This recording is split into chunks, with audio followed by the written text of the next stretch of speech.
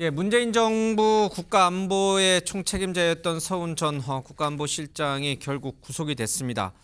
영장실질심사가 10시간 넘게 진행이 됐는데 박근혜 전 대통령 탄핵 때보다도 더 길었다고 해요. 그렇죠? 그러니까 영장재판부가 얼마나 고심을 했는지 좀 잘 알 수 있는 것 같습니다. 자, 문재인 전 대통령인 서훈 전 원장이 구속되자 남북 신뢰의 자산을 꺾어버렸다. 안타까운 일이다라는 논평까지 좀 냈습니다. 그 전에는 도를 넘지 마라 이런 강한 경고까지 했는데 결국은 문재인 전 대통령의 그런 강력한 경고도 재판부에게는 좀 통하지 않은 것 같습니다. 영장실질심사에 나온 내용을 좀 보니까 뭐 그동안 언론에 많이 보도가 됐던 내용이에요. 여러 가지 이제 이모 씨의 월북과 관련된 그러니까 자진월북이 아니라고 볼 수 있는 그런 여러 가지 정보들이 여러 가지 이제 국방부라든지 아니면 국정원이라든지 이런 곳에 있었는데 그 정보를 주도적으로 지운 거 아니냐, 증거인멸을 은폐한 거 아니냐, 그리고 기자회견을 했는데 안보라인 수뇌부가 기자회견은 증거인멸을 시도한 것이다. 이런 내용들이 이제 좀 담겨져 있는 것 같습니다. 자, 정익진 변호사님. 네. 10시간 넘게 재판부가 고심을 하고 내놓은 그 구속 사유 중에 가장 첫 번째는 증거인멸 우려예요. 그렇죠? 네네. 서훈 전 원장이 만약에 구속되지 않는다면 관련자랑 입맞추기를 할 수 있다 이런 뜻인가요? 그렇죠. 그다음에 이제 기본적으로 증거인멸보다 더 먼저 보는 게 범죄 혐의가 있느냐. 소명. 네, 범죄 혐의의 상당성이 소명이 돼야 그다음에 뭐 증거인멸이냐, 주거냐, 뭐 도망 우려냐 이런 걸 갖다 따지는 건데요. 일단은 이제 이게 요즘 재판이 길어졌어요. 왜 길어졌냐면 PPT 때문에.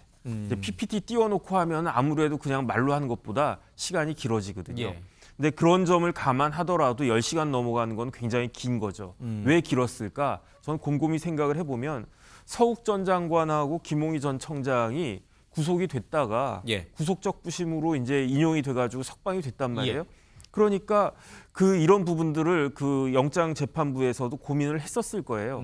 그래서 나름대로 이렇게 고민을 쭉 했었을 텐데 그럼에도 불구하고 서훈 전 실장에 대한 범죄 혐의가 이거는 간과할 수가 없는 그런 혐의가 있다라고 일단 전제를 갖다가 하고 그리고 난 다음에 증거인멸의 염려에 대해서 이제 재판부가 판단을 했는데 첫 번째는 범죄가 그렇게 간단한 범죄가 아니다. 우리나라 국민이 그렇게 죽었는데 거기에 대해서 이후에 이뤄진 많은 것들이 보고받고 뭐 허위 공문서까지 작성했다라고 하고 그다음에 피의자의 지위, 서훈 전 실장의 지위가 어떻게 보면 대한민국의 한 넘버 2급 대통령 바로 그 밑에 정도 그런 지위에 있었고 게다가 다른 공범자들의 관계에 봤을 때 상하 관계 지시하고 보고받고 그런 관계였기 때문에 그렇기 때문에 이제 증거인멸의 염려가 있다라고 재판부에서는 판단을 하고 영장을 발부한 것이다. 저는 그렇게 판단이 됩니다.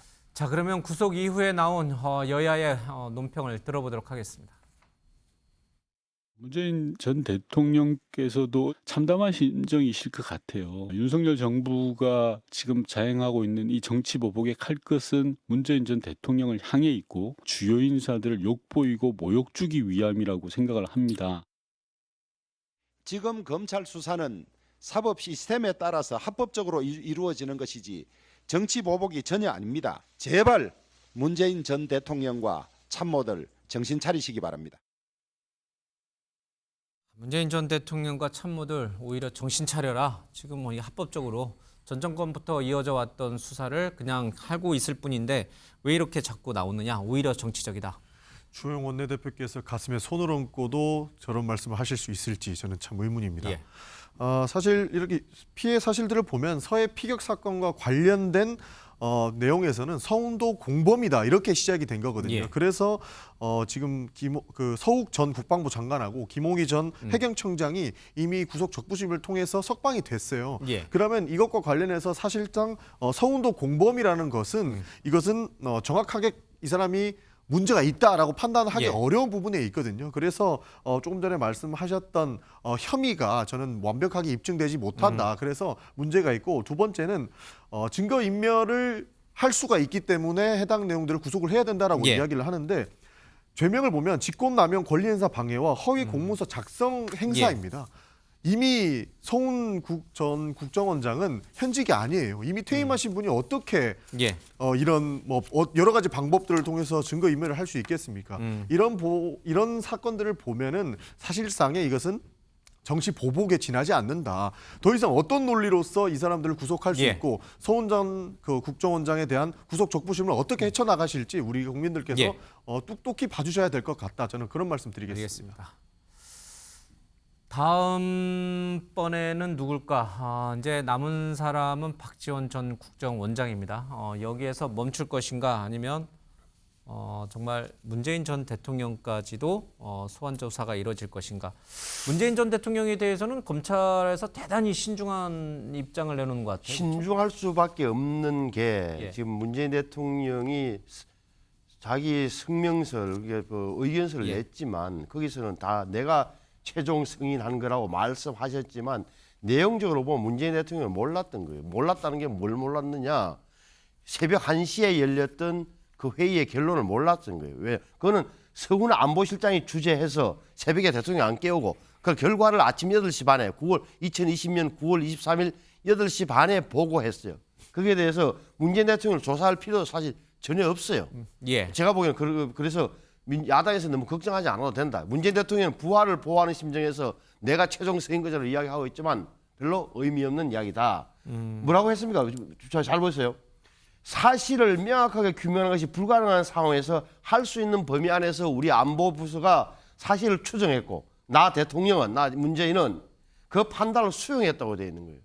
자, 판단은 누가 했죠? 판단은 안보부처가 판단한 거예요. 성훈 안보실장을 주축으로 한 예, 국정원, 국방부 다 했단 말이에요.